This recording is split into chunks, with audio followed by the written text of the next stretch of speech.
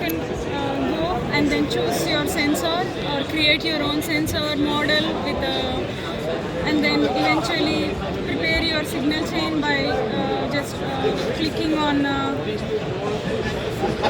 the signal chain and then dropping op-amps and let's say ADCs into it.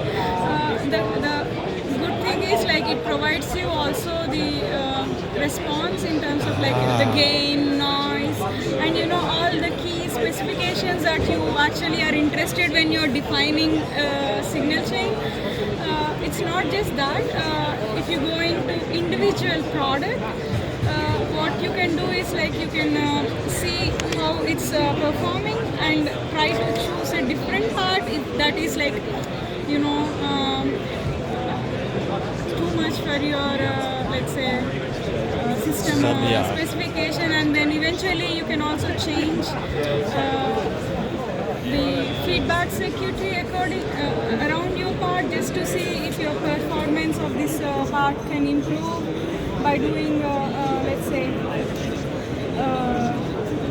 few speculating on the individual contributors of the noise, and then this is for the op-amps part.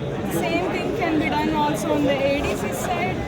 You can just choose whatever ADC you want. Like if you say I just want to work with sigma deltas, this is more suitable for my application, you can just filter out the type of ADC that you are interested in, and so you can just filter it out and then you can choose the ADC,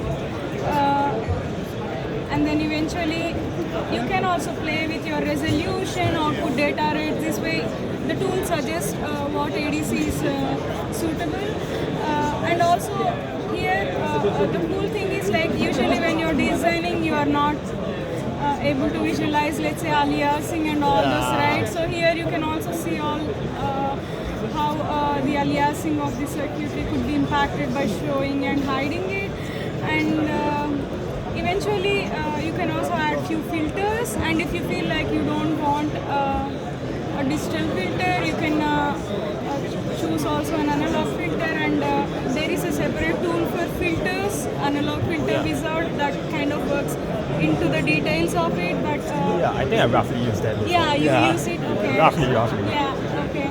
So this one, it uses the same tool. You go off, design your filters, and then you can bring it back into this tool. Yeah.